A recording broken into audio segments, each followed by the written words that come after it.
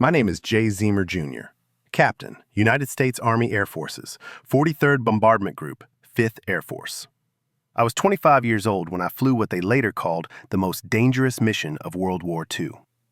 I'm about to tell you how I took a beat-up B-17 bomber that nobody else wanted, filled it with a crew of misfits and volunteers, and flew deep into Japanese-held territory on a reconnaissance mission that should have been suicide. How we got hit over 120 times by enemy fighters, how half my crew was wounded, how I kept flying with my body torn apart by cannon fire, and how we somehow made it home. What makes a man keep flying when his aircraft is being shot to pieces around him? What makes a crew refuse to bail out when death seems certain? Now, let me tell you what really happened over the skies of Bougainville. I grew up in Carlisle, Pennsylvania. Good American town, good American family. My father was a civil engineer, my mother a school teacher. We weren't rich, but we had everything that mattered. Love, values, education, opportunity. That's the American dream, right there in a small Pennsylvania town. I was always fascinated by flying. As a kid, I'd lie in the grass and watch the birds, imagining what it would be like to soar above the earth. When Lindbergh crossed the Atlantic in 1927, I was 9 years old. I remember reading about it in the newspaper, tracing his route with my finger on our family globe. That's when I knew I wanted to fly. I went to Pomfret School in Connecticut, then on to Massachusetts Institute of Technology, MIT. Studied civil engineering like my father, but my heart was in the sky.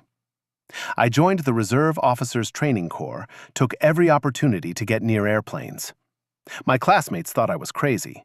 Here I was at one of the best engineering schools in the world, and all I wanted to do was fly. Graduated in 1940. The world was already at war. Germany had invaded Poland. France would fall that spring. We all knew America would be drawn in eventually. It was just a matter of time. I enlisted in the Army Air Corps in July 1941, 5 months before Pearl Harbor. I didn't wait for the draft, didn't wait for the crisis. I saw what was coming. Hitler was conquering Europe, Japan was ravaging China. Evil was on the march, and I wanted to be ready to fight it. Flight training at Ellington Field, Texas. God, I loved every minute of it. The roar of the engine, the feeling of lifting off the runway, the whole world spreading out beneath you like a map. I was born for this. I knew it in my bones. I wasn't the best pilot in my class, I'll be honest about that. I was good, but not exceptional. What set me apart was something else. I understood the machines. That engineering degree from MIT? Turned out it mattered. I could look at an aircraft and see not just what it was, but what it could be. I could troubleshoot problems other pilots couldn't diagnose. I could push an airplane to its limits because I understood exactly where those limits were. Got my wings in early '42. Second Lieutenant Zeamer. I was assigned to B-26 Marauders initially, but I wanted the heavy bombers. The B-17 Flying Fortress. Now that was an aircraft. 4 engines, defensive armament, could take a beating and keep flying. The B-17 was America's answer to the Luftwaffe, and I wanted to be part of it. Transferred to the 43rd Bombardment Group, B-17s, and shipped out to the Pacific Theater in the fall of '42. Left from San Francisco on a troop ship packed with thousands of young Americans heading to war. We sang songs, played cards, wrote letters home. Tried not to think too hard about what we were sailing toward. The Pacific War was different from Europe. Vast distances, jungle islands, brutal heat, and an enemy that fought with fanatical determination. The Japanese didn't surrender. They didn't retreat. They fought to the death, every single time. That's what we were up against. Our base was in Port Moresby, New Guinea. Primitive conditions, tents, mud, insects the size of your thumb, malaria, dengue fever, dysentery. The jungle tried to kill you even when the Japanese weren't shooting. We lost men to disease as often as to combat. I flew my first combat mission in November '42, bombing raid against Japanese positions at Leh. We took heavy anti-aircraft fire, black puffs of flak exploding around us, shrapnel punching holes in the fuselage. Our tail gunner got hit, took shrapnel in the leg. We made it back, but barely. That's when I learned the difference between training and war. In training, you practice. In war, people die. Over the next few months, I flew mission after mission. Bombing runs, reconnaissance flights, ground support for our troops. I was good at it. Calm under fire, steady hands, clear thinking even when the world was exploding around us. My crew trusted me, and that's everything in combat aviation. But I had a problem. I didn't follow orders well. Not because I was rebellious. I believed in the mission, believed in our cause. But I saw inefficiencies, tactical mistakes, better ways to accomplish objectives, and I wasn't shy about saying so. My engineering mind couldn't help but analyze and optimize, even when my superiors didn't want to hear it. My squadron commander didn't appreciate my input, called me insubordinate, headstrong, a know-it-all. Maybe he was right, but I knew I was right too. There were better ways to fight this war, smarter tactics, and I couldn't keep my mouth shut about it. So they sidelined me, took me off regular bombing missions, assigned me to fly Photo Joe, a war-weary B-17E that had been relegated to reconnaissance photography. It was meant as a punishment, I think. Reconnaissance was considered less important than bombing. The aircraft was old, beat up, held together with spare parts and prayers. But I saw opportunity. Photo Joe became mine. That old B-17E, tail number 41240, was officially just another reconnaissance aircraft. But I looked at her with my engineer's eye and saw potential. She was worn down, sure, but her bones were good. Her engines were solid, and most importantly, nobody else wanted her. I started modifying her, stripped out equipment we didn't need, added extra fuel tanks for extended range, installed additional machine guns, way more than regulation allowed, put in extra ammunition, reinforced the armor around critical positions. I turned that reconnaissance plane into a flying fortress that actually lived up to the name. My superiors didn't pay much attention. I was the troublemaker pilot with the junk airplane, doing reconnaissance work that nobody considered glamorous. They left me alone. That was fine by me. I did my job, flew my missions, and kept improving my aircraft. But I needed a crew, and that's where things got interesting. In the Army Air Forces, the best crews got the best assignments, the new aircraft, the important missions, the glory. What I got were the misfits, the guys who didn't quite fit in elsewhere, the ones with attitude problems, or bad luck, or just enough skill to be valuable, but enough personality to be difficult. My bombardier was Lieutenant Joseph Sarnowski. Joe was from Pennsylvania like me, coal mining country. Tough, smart, absolutely fearless. He'd been passed over for other crews because he asked too many questions, challenged assumptions. I loved that about him. He thought like I did, always looking for the better way. We had Second Lieutenant John Britton as our navigator. Ruby Johnston was the engineer and top turret gunner. William Vaughn, my radio man. Forrest Dillman, ball turret gunner. George Kendrick and Johnny Abel, waist gunners. Herbert Pugh, tail gunner. Bud Thews rounded out the crew. Every single one of them had volunteered to fly with me. They knew my reputation, the captain who didn't follow orders, who flew the beat-up airplane nobody else wanted. They didn't care. They wanted to fly with someone who treated them like professionals, who listened to their ideas, who pushed the limits.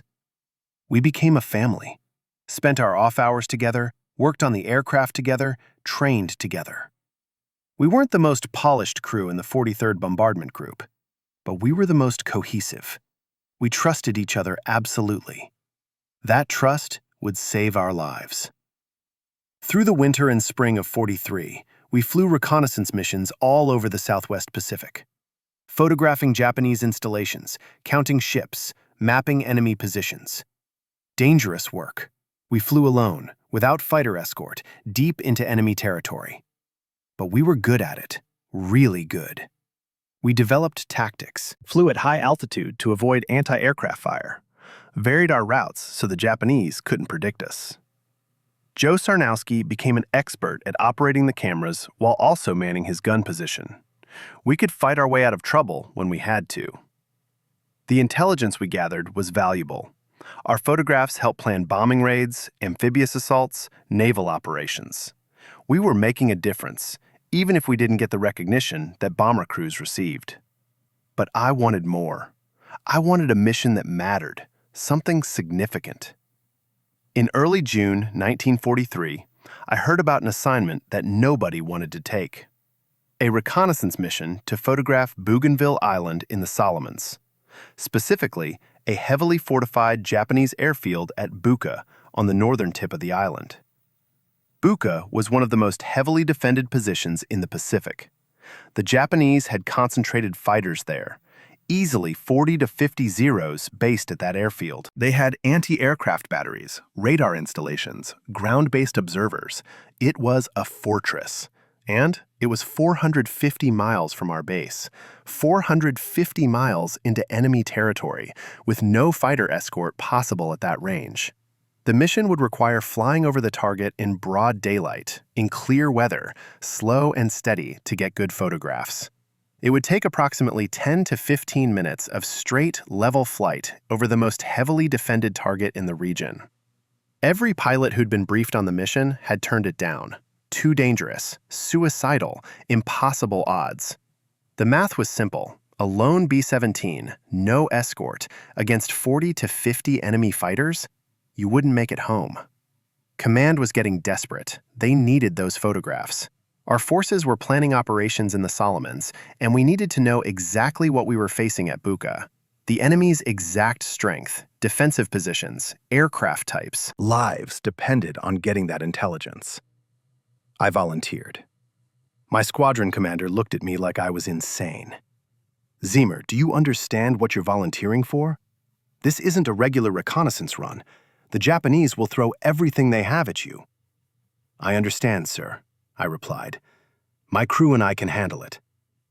"Your crew hasn't even been briefed yet. You can't volunteer them for a suicide mission." "Then I'll brief them, sir. If they don't want to go, I'll fly it alone." He shook his head. "You're crazy, Captain."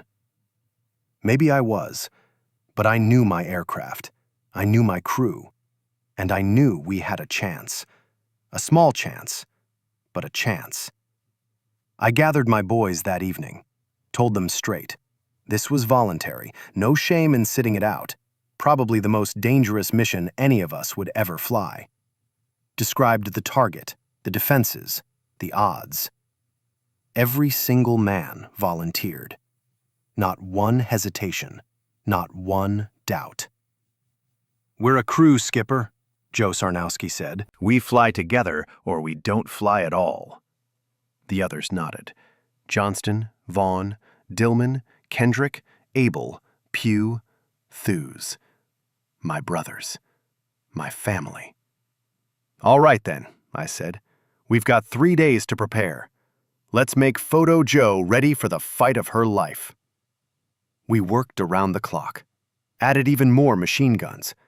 I wanted firepower in every direction. Installed extra ammunition cans. Checked every engine, every system, every rivet. This aircraft had to be perfect. Our lives depended on it. I studied the route obsessively. We'd fly north from Port Moresby, over the Solomon Sea, approach Bougainville from the east. Hit the target at first light, approximately 0600 hours, when visibility would be good for photography, but hopefully before the Japanese were fully alert.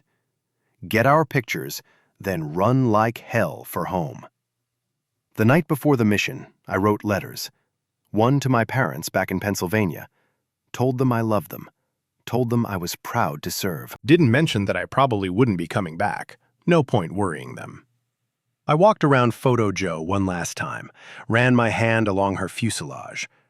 Old girl had carried us through dozens of missions. Tomorrow, I was asking her for one more. The big one. The crew gathered for a final briefing at 0300 hours, June 16th. We went over everything again. Route, timing, procedures, emergency protocols, what to do if we got hit, how to bail out if necessary, who would jump first, who would jump last. I looked at their faces in the dim light of the briefing tent. Young faces, determined faces. They knew the odds. They were going anyway. "Gentlemen," I said quietly, Whatever happens up there tomorrow, I want you to know it's been an honor flying with you. You're the best crew in the Pacific, and I'm proud to be your pilot." "We'll make it back, Skipper," Johnston said. "We always do." I hoped he was right. We took off at 0430 hours. The night was still dark, stars brilliant in the tropical sky. Photojoe's engines roared to life, all four of them running smooth and strong. We lifted off from Port Moresby and turned north, climbing steadily. 450 miles to target, approximately 3 hours flying time. 3 hours to think about what we were flying into. I settled into my seat, hands on the controls, eyes scanning the instruments. Everything was running perfectly. The aircraft was as ready as I could make her. The crew was as trained as any crew in the Air Force. We had a mission to accomplish, and we were going to accomplish it, or die trying. That's what American airmen do. The sun rose over the Solomon Sea as we approached Bougainville. Beautiful sunrise, gold and orange spreading across the horizon, reflecting off the water below. Under different circumstances, I might have appreciated it, but I was focused on what lay ahead. "Navigator, position check," I called into the intercom. "Right on course, Skipper," Britton replied. 40 minutes to target." 40 minutes. I could feel my heart rate increasing. Forced myself to breathe slowly, stay calm. The crew needed me steady. We climbed to 25,000 feet. High altitude would give us some protection from anti-aircraft fire, and we'd need every advantage we could get. The engines strained in the thin air, but they held strong. Good old Photo Joe. She was ready. "Bombardier to pilot," Joe Sarnowski's voice crackled over the intercom. "Cameras armed and ready. I'll need 10 minutes of straight and level flight over the target for complete coverage." 10 minutes. An eternity when you're being shot at. "Copy that, Joe. We'll give you the time you need." "All gunners, check in," I ordered. One by one, they responded. Johnston in the top turret, Dillman in the ball turret, Kendrick and Abel at the waist guns, Pugh in the tail. Everyone ready. Everyone watching for the enemy fighters we knew were coming. "Pilot to crew," I said, "listen up. We all know what we're flying into. When those zeros come, and they will come, I need you calm, I need you accurate, and I need you working together. Call out targets, coordinate your fire, conserve ammunition. We've got a long flight home after this." "Roger, Skipper," came the chorus of replies. The island appeared on the horizon. Dark green jungle, white beaches, and there, the airfield at Buka. Even from this distance, I could see aircraft parked in revetments, lots of aircraft. 10 minutes to target," Britton announced. My hands were sweating inside my gloves. I wiped them on my flight suit, gripped the controls again. This was it, point of no return. I could still turn back, abort the mission, tell command the weather was bad or we had mechanical trouble. Nobody would question it, nobody would blame me. I looked down at the island. At that airfield, where Japanese pilots were probably just waking up, having breakfast, preparing for another day, they had no idea we were coming. This intelligence could save hundreds, maybe thousands of American lives in future operations. I thought about the guys back at base, planning assaults, studying old maps and outdated reconnaissance photos. They needed current information. They needed to know what they were facing. Men would die without this intelligence. A lot more men than the 9 of us in this aircraft. I thought about my crew. These men had trusted me, followed me into this impossible situation. I'd promised them I'd get them home. Was I about to break that promise? Was my pride, my need to prove something, about to get them all killed? Joe Sarnowski's voice broke my thoughts. "Skipper, we're not turning back, are we?" "What makes you ask that, Joe?" "Because I can feel you thinking too hard up there. And I want you to know, we all volunteered. We all knew the score. We're here to do a job, so let's do it." I smiled despite my fear. That was Joe. Always direct, always focused on the mission. "You're right," I said. "Let's do this job. All crew, battle stations. We're going in." I pushed the controls forward, beginning our run toward the target. 5 minutes out. 4 minutes. 3. Tail gunner to pilot, I've got bogeys. Multiple aircraft taking off from the airfield. Here we go. How many, Pew? Counting now? Jesus, Skipper, at least 20. No, more than that. They're scrambling everything they've got. My mouth went dry. 20 plus zeros against one B-17. The math was worse than I'd calculated. All gunners, pick your targets carefully. Make every shot count. Joe, how long until you can start photographing? 2 minutes to optimal position. 2 minutes to get into position, then 10 minutes over the target.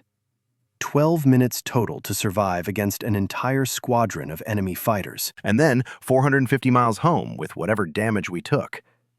The Zeros climbed fast, much faster than our lumbering B-17. I could see them now, small, agile, deadly. The Mitsubishi A6M0 was one of the best fighters in the world. Fast, maneuverable, armed with cannons and machine guns. One B-17 against a swarm of them was like a buffalo being attacked by wolves. "Steady, boys," I said into the intercom, keeping my voice calm. "They're fast, but we're tough. We can take hits they can't. Use that." The first Zero made his run. Came in from 2 o'clock high, diving fast. Johnston in the top turret opened fire. The distinctive sound of our .50 caliber machine guns shook the aircraft.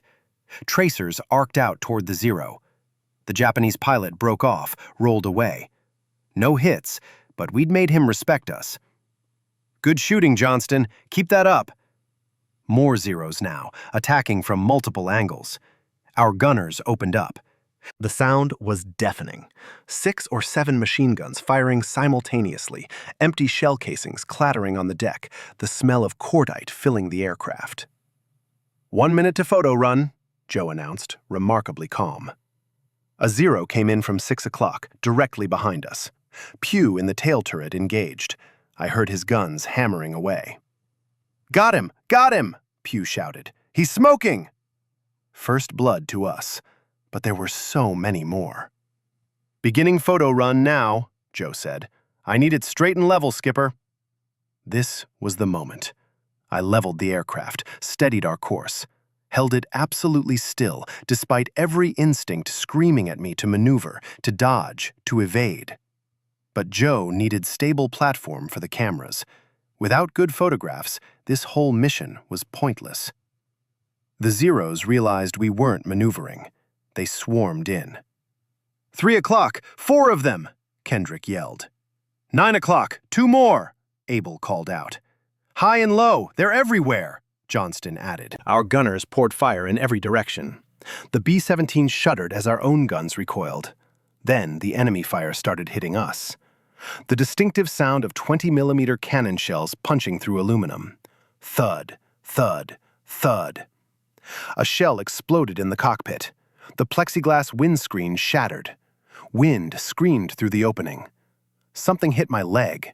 Felt like being kicked by a mule. I looked down. Blood spreading across my flight suit. Shrapnel. "Pilot's hit," my co-pilot shouted. "I'm fine," I yelled back. "Stay on course." Another explosion. The instrument panel sparked. Several gauges went dark. A cannon shell had hit the center console. More shrapnel. I felt something warm running down my arm. More blood. My own this time. "Keep shooting," I ordered. "Joe, how long?" 8 more minutes. I need 8 more minutes." 8 minutes. I could barely feel my left arm now. The pain in my leg was excruciating. But I held the controls steady. Photo Joe shook and bucked as more shells hit her. I could hear the engines changing pitch. One of them was damaged. "Number 3 engine taking hits," my co-pilot reported. "Oil pressure dropping." "Feather it if you have to, but keep us in the air." The Zeros were fearless. They came in close, so close I could see the pilots' faces. Young men, like us, determined men, trying to kill us. Johnston got another one. The Zero exploded in midair, pieces spinning away. "That's 2," Johnston called out. But we were taking tremendous damage, holes everywhere. The aircraft was riddled. I counted the impacts I could see, 20, 30, 40 hits, and those were just the ones I could see from the cockpit. Something hit me in the chest, hard, knocked the wind out of me. I gasped, couldn't breathe, looked down. My flight suit was torn open, blood everywhere. A cannon shell fragment had hit me just below the ribs. The world started to fade, gray at the edges of my vision. I was losing too much blood. "Skipper!" My co-pilot grabbed my shoulder. "Zeamer, stay with us!" I forced my eyes to focus, gripped the controls. We were starting to drift off course. How long?" I managed to gasp. 6 more minutes, Joe said. His voice sounded far away. 6 minutes. Had to stay conscious for 6 more minutes. Had to keep this aircraft straight and level. Had to complete the mission. I'd made a choice back at Port Moresby. I'd chosen to take this mission. I'd chosen to bring my crew into this hell. And now, I had to see it through. Had to get them home. Had to finish what we started. That's what leaders do. That's what American officers do. You don't quit. You don't give up. Not while you're still breathing. I pulled myself upright in my seat, ignored the pain, ignored the blood, ignored everything except keeping Photo Joe straight and level. "Keep shooting, boys," I said. My voice sounded strange, weak. We're not done yet." The zeros kept coming, wave after wave. They'd figured out we weren't going to maneuver, and they were taking full advantage, attacking from every angle, pouring fire into us. Photo Joe was being torn apart around us. 5 minutes, Joe called out. "Just 5 more minutes." An eternity. Another zero came in from dead ahead, guns blazing. I could see the muzzle flashes from his cannons, see the tracers coming straight at the cockpit. Couldn't move. Had to hold steady. The shells walked across our nose. One hit the co-pilot's seat. My co-pilot screamed, slumped forward. Blood splattered across the instruments. "Medic! Co-pilot's hit bad!" I shouted. But we didn't have a medic. We were a photo reconnaissance crew. Just 9 men and a camera. I reached over with my good arm, pulled the co-pilot back in his seat. He was unconscious, bleeding from his shoulder and neck. Bad wounds. He needed help I couldn't give him. "Vaughn!" I called to the radio man. "Get up here! I need you in the co-pilot seat." Vaughn appeared moments later, eyes wide at the carnage in the cockpit. Blood everywhere. The shattered windscreen. Me barely holding the controls. "Sir, you're—" "I know. Just get in that seat and help me fly this thing." He slid into the co-pilot's chair, grabbed the controls. Between us, we kept Photo Joe steady. The ball turret gunner, Dillman, was firing non-stop. I could hear his guns through the floor, feel the recoil through the aircraft structure. Then suddenly, silence from below. "Ball turret, report," I called. Nothing. "Dillman, report!" Static. Then a weak voice. "Hit. I'm hit, Skipper. Turret's jammed. Can't rotate." Dillman was trapped in that ball turret, wounded, unable to defend himself or us. The Zeros immediately exploited the gap in our defensive fire. They came in from below, raking our belly with cannon fire. 4 minutes, Joe announced. Johnston in the top turret was still fighting. I could hear his guns, hear him shouting target callouts. The man was a machine. Didn't stop, didn't slow down, just kept shooting. But then I heard a sound I'll never forget. A scream of pain over the intercom. Johnston's scream. "Top turret's hit! Johnston's down!" No, not Johnston. We needed that top turret. "How bad?" I demanded. "Bad, Skipper. He's bleeding from the face and chest. The turret's still operational, but I'm still here." Johnston's voice, weak and slurred. "Still got fight left." I heard his guns open up again. Wounded, bleeding, probably dying, and he was still shooting. That's courage. That's American fighting spirit right there. But we were losing defensive coverage. Ball turret jammed, top turret gunner wounded, co-pilot unconscious. The waist gunners were working overtime, but they couldn't cover every angle. My vision was fading again. I'd lost too much blood. The wound in my chest was serious. I could feel my strength draining away with every heartbeat. My hands were slipping on the controls. 3 minutes, Joe called. 3 minutes. Just had to hold on for 3 more minutes. A Zero came in so close I could see the red circles on his wings. The rising sun. He was firing everything he had. I watched, almost detached, as his cannon shells marched toward us. Couldn't do anything. Couldn't move. The shells hit our number 1 engine. The engine exploded. Literally exploded. Pieces of cowling, engine parts, oil, and fire erupted from the port side. The aircraft lurched violently. "Number 1's gone!" Vaughn shouted. "Fire on number 1! Extinguisher!" I ordered. He hit the fire suppression. The flames died, but the engine was destroyed. We were down to 3 engines now. No, 2.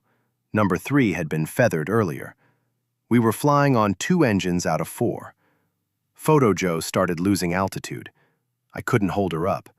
Not enough power, too much damage, too much weight. Pilot to Bombardier, can we finish lower? Negative. Need this altitude for the camera angle. 2 more minutes. Just 2 more.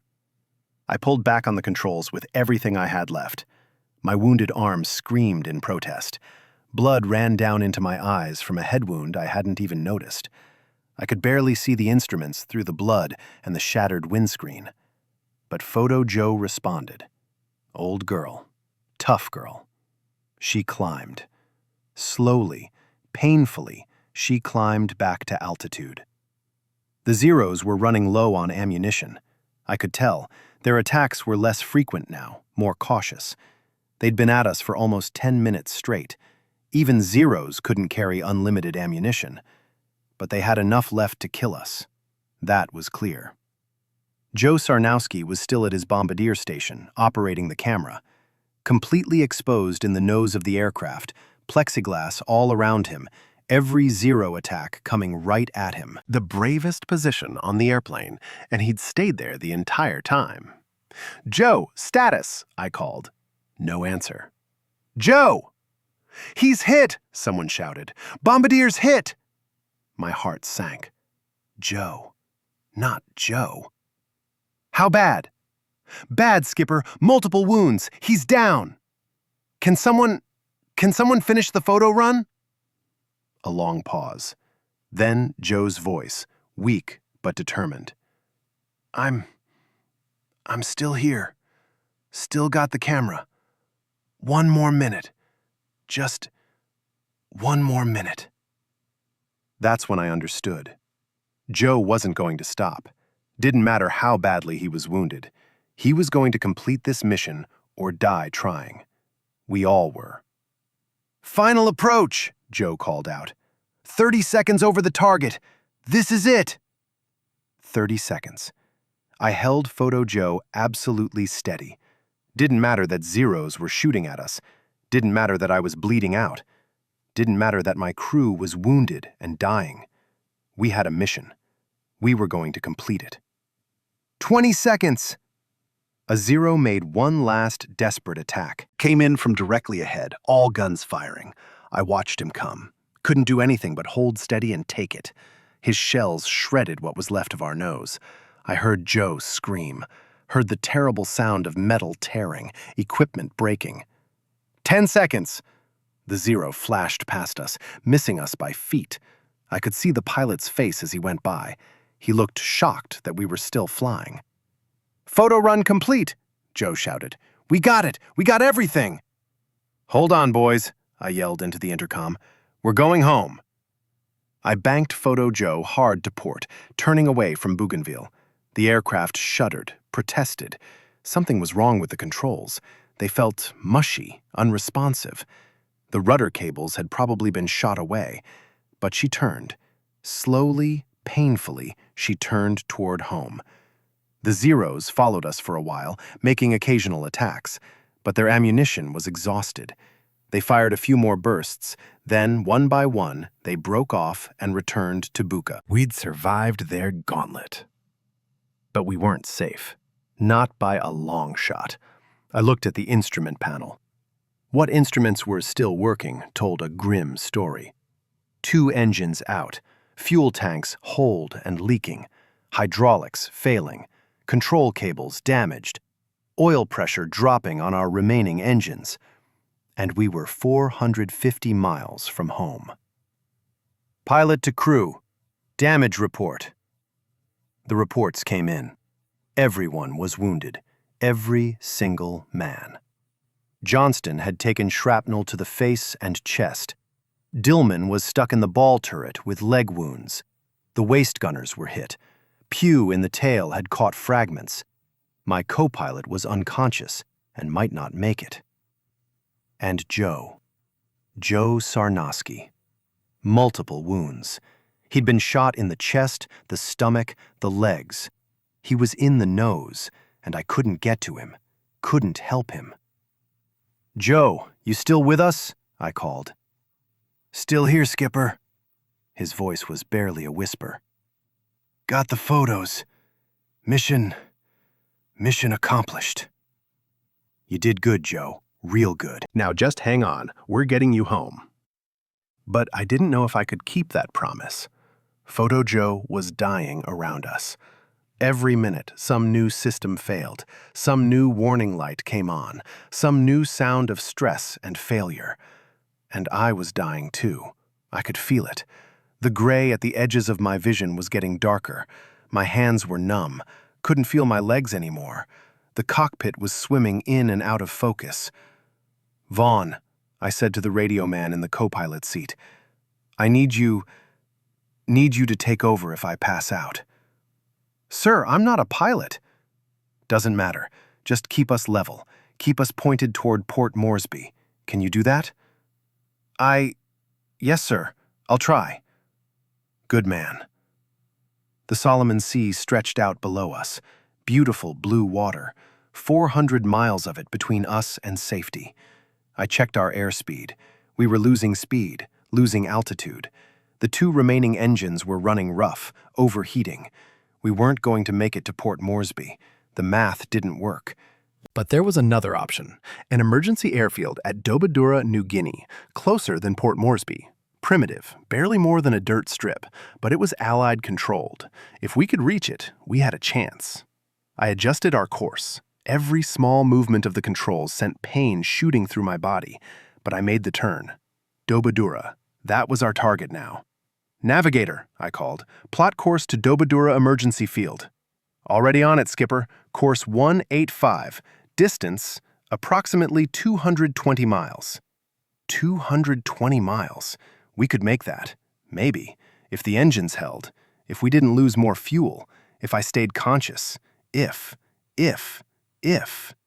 "Listen up, crew," I said. "We're not going to Port Moresby. We're heading for Dobadura. It's closer. We can make it. Just stay with me. Stay alive. We're going home."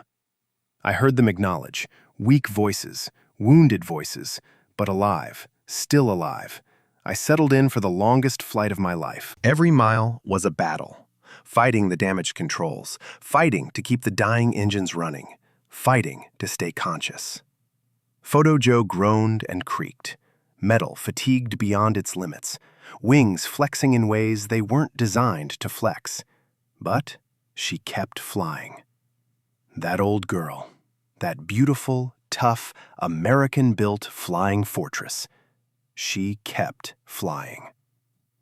Time became meaningless. I don't know how long we flew. Could have been an hour, could have been 3 hours. I drifted in and out of consciousness. Each time I came to, Vaughn was there, helping me hold the controls, keeping us in the air. "Still with me, Skipper?" he'd ask. "Still here," I'd mumble. The crew was silent now. No chatter on the intercom. Everyone focused on staying alive, staying conscious. I could hear labored breathing over the radio. Someone was praying. Someone else was crying quietly.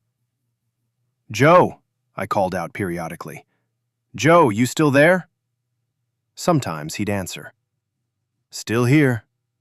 Sometimes he wouldn't. Those silences terrified me. Our remaining engines were failing. Number 2 was running so rough, I thought it would tear itself apart. Number 4 was overheating badly, temperature gauge way into the red.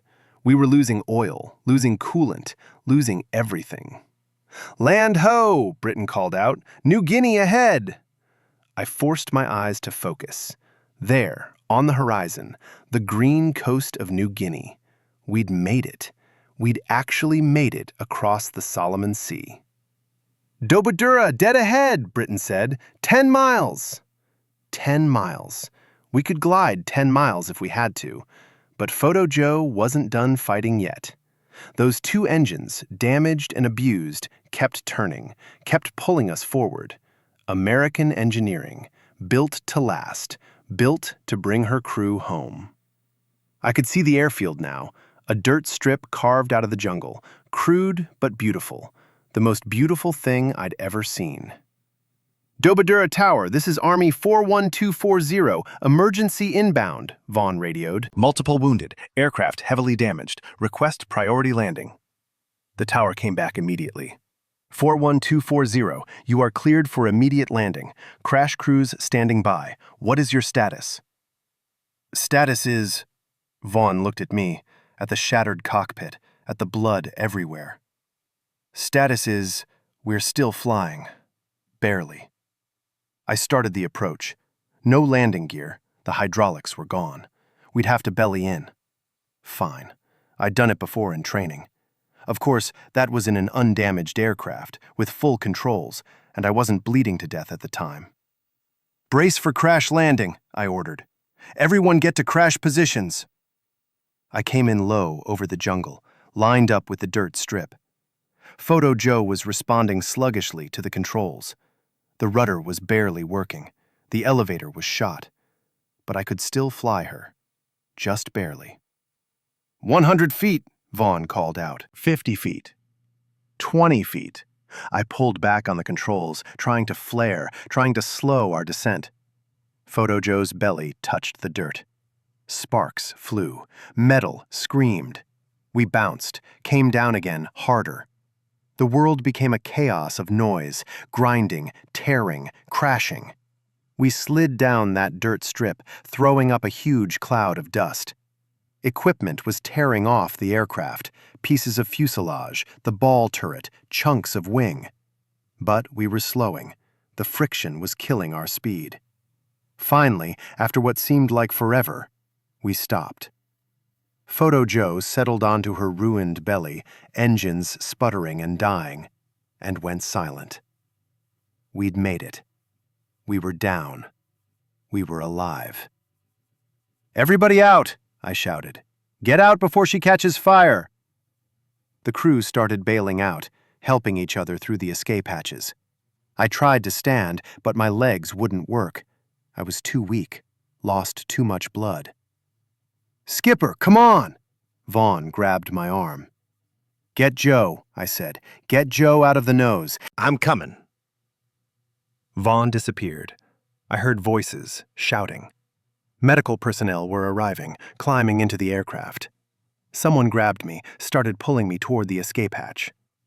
"Wait," I said. "Joe, where's Joe?" They didn't answer, just pulled me out, laid me on a stretcher. The tropical sun was bright, painful after the dim cockpit. I could see Photo Joe beside me. She looked like she'd been through a meat grinder. Holes everywhere. I started counting them, gave up after 50. The entire aircraft was shredded. "How many hits?" I asked the medic working on me. "Sir, don't talk. Save your strength." "How many hits did we take?" "Someone's counting now, sir. Looks like over 100. Maybe closer to 150. I've never seen an aircraft this damaged still flying."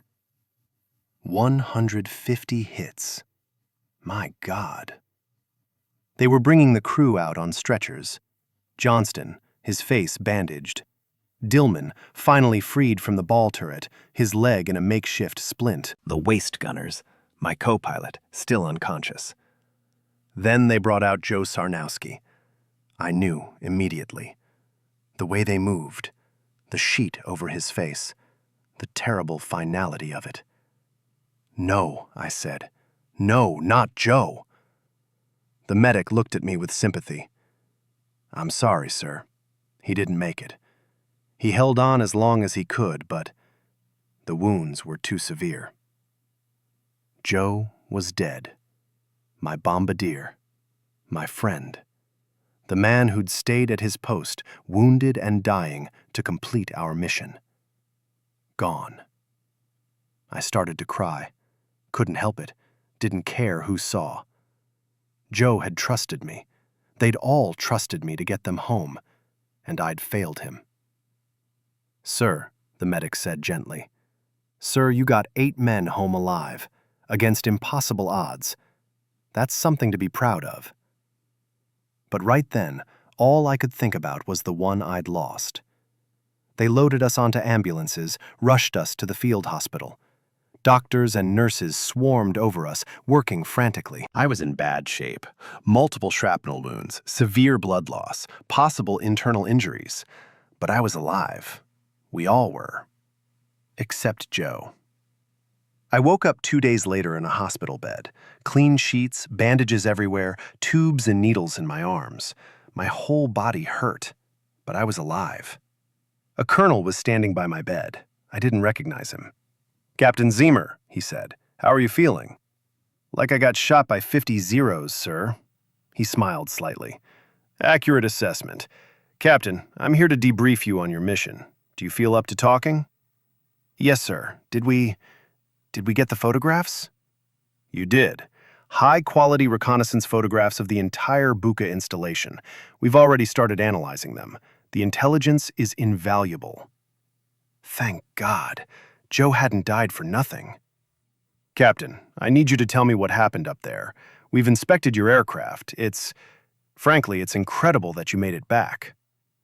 Over the next hour, I told him everything. The mission, the attacks, the damage, the flight home. He took notes, asked questions, occasionally shaking his head in disbelief.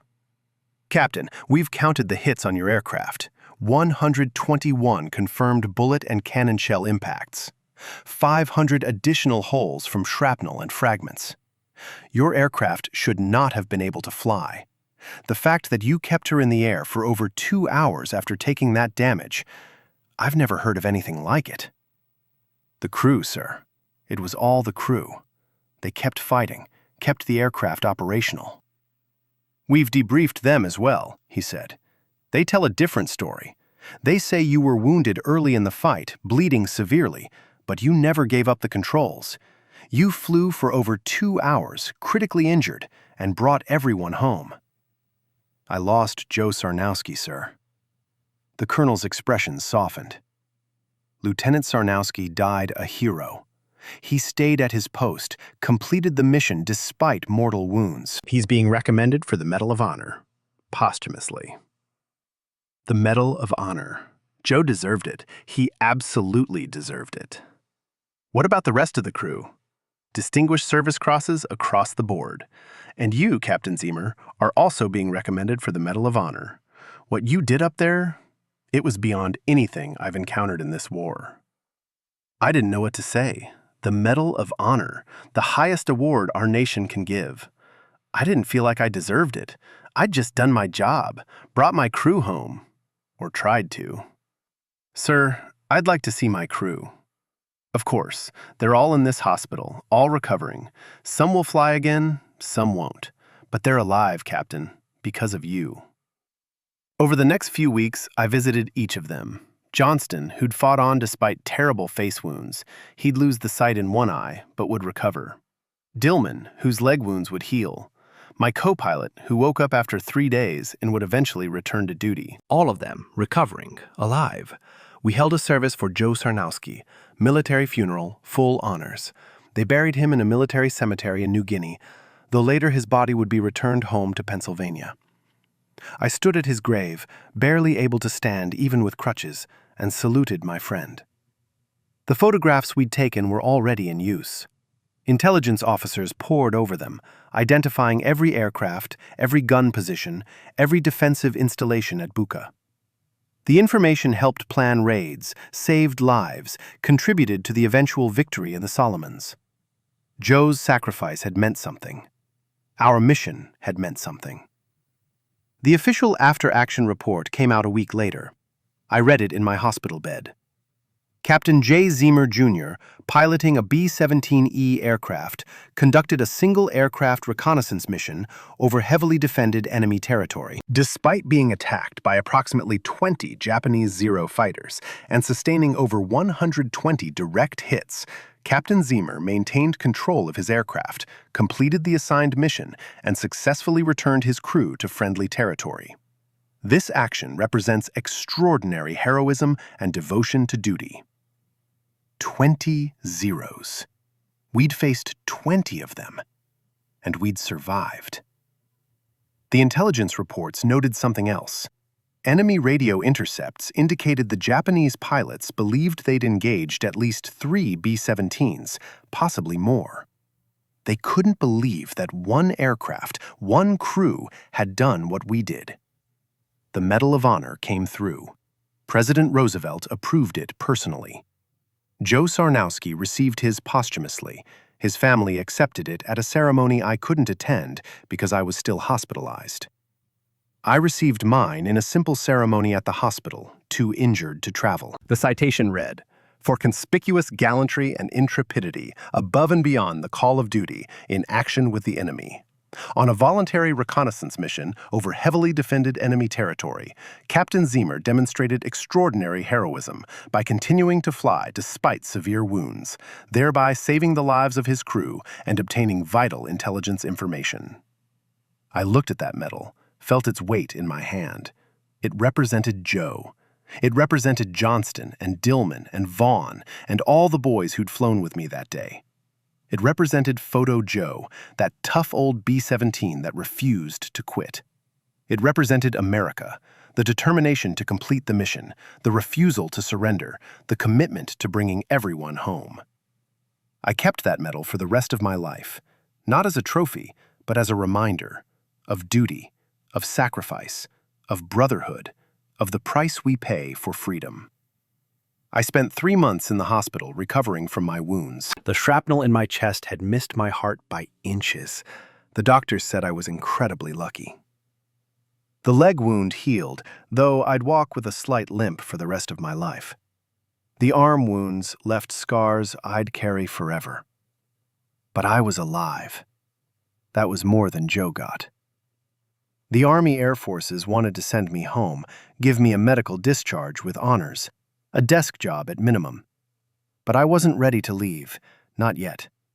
My crew was still in the Pacific, still fighting. I belonged with them. By September 1943, I was cleared to fly again. Not combat missions, the doctors wouldn't approve that, but training flights, test flights, administrative duties. I stayed in the Pacific, working with reconnaissance units, teaching what we'd learned over Buka. The crew scattered to different assignments. Johnston went back to flying, though his injured eye kept him out of combat. Dillman recovered fully and flew with another crew. They all kept fighting, kept serving. We'd meet up when we could, share a drink, tell stories. We never talked much about that day over Buka. Didn't need to. We'd been there. We knew. The war in the Pacific dragged on for another 2 years. Island by island, we pushed the Japanese back. Tarawa, Saipan, Iwo Jima, Okinawa, each one bought with American blood. The photographs we'd taken at Buka had contributed to those victories, helped save lives. That knowledge helped me live with Joe's death, helped me understand that his sacrifice had meaning. I was in the Philippines when the war ended, August 1945. The atomic bombs, Japan's surrender, the end of the greatest conflict in human history. I stood on an airfield in Manila and watched our boys celebrate, crying, laughing, hugging each other. We'd won. After 4 years of brutal fighting, we'd won. I thought about Joe. Wished he could have seen this day. Wished he could have gone home to Pennsylvania, married his sweetheart, raised a family. But he'd given everything so that others could have that chance. That's what heroes do. I came home in October 1945, stepped off the ship in San Francisco, and saw my parents waiting on the dock. My mother cried. My father, who I'd never seen show emotion, cried too. I was home. Their son was home. They threw a parade in Carlisle, small-town celebration, but heartfelt. I wore my uniform, displayed the Medal of Honor, shook hands with people who wanted to thank me for my service. It felt strange. I wasn't the same kid who'd left Pennsylvania 4 years earlier. I'd seen too much, done too much, lost too much. But I was still an American, still believed in everything we'd fought for, still proud of my service. I went back to college, finished my degree in civil engineering using the GI Bill. That's what America did for her veterans, gave us opportunity, gave us a future. I worked as an engineer for several years, built a career, built a life. I married a wonderful woman, Dorothy, told her everything about the war, the good, the bad, the terrible. She listened, understood, never judged. We had a family, raised kids, lived the American dream that Joe and millions of others had died to protect. But the war never really left me. I'd wake up sometimes in the middle of the night, back in that cockpit, blood everywhere, Zeros attacking from all sides. The nightmares came less frequently as years passed, but they never stopped completely. That's the price you pay for surviving when others don't. I stayed in touch with the crew over the years. We'd have reunions every few years. Get together, remember the men we'd lost, tell the old stories. Johnston became a teacher. Vaughn worked for the post office. Britain went into business. We all lived normal American lives. But we'd always be that crew, that band of brothers who'd faced impossible odds together. The Air Force kept Photo Joe's story alive. They used it in training, taught young pilots about determination and courage under fire.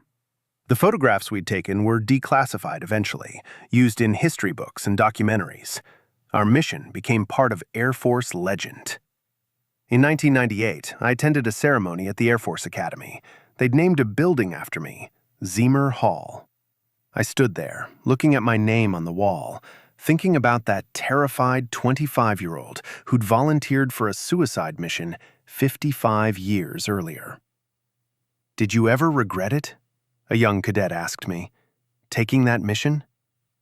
I thought about Joe Sarnowski, about the wounds, about the nightmares, about everything that mission had cost. "No," I said honestly. "We had a job to do. We did it. That's what American servicemen do. We complete the mission, no matter the cost." "Would you do it again?" I smiled. "In a heartbeat, son.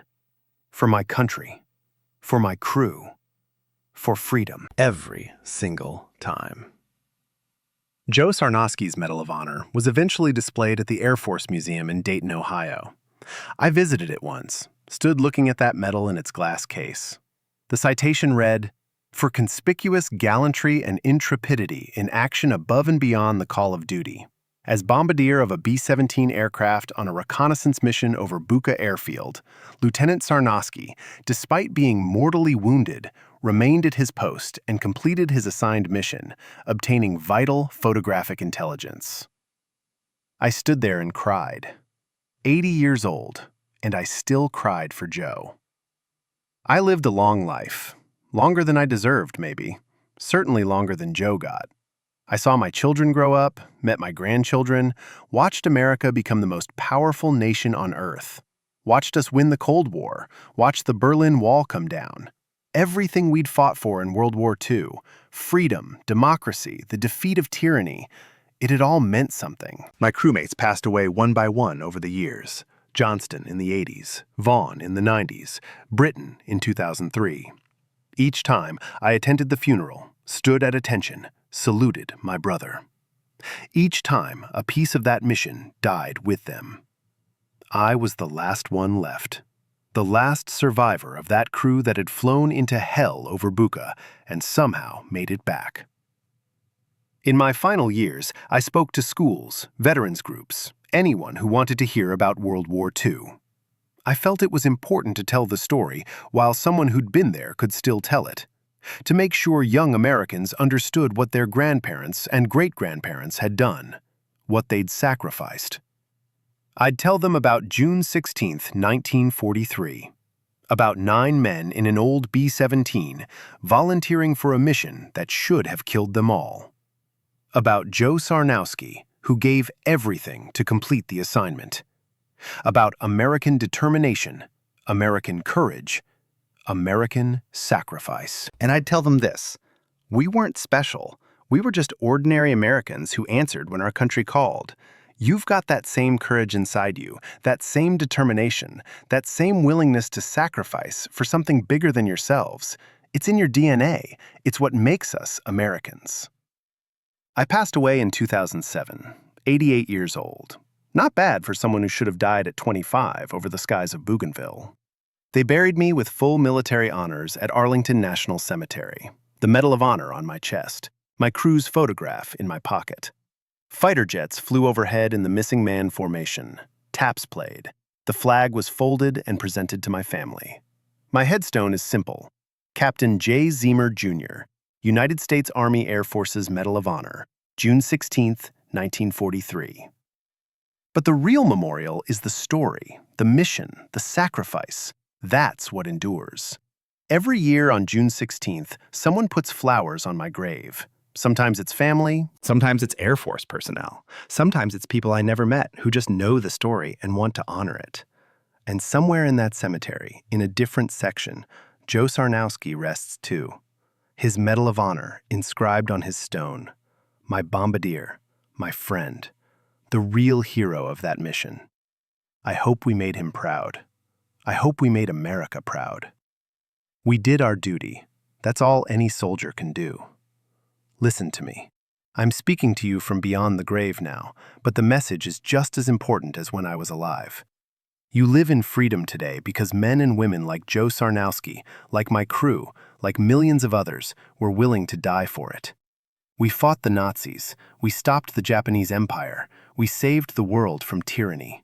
That's not hyperbole. That's historical fact.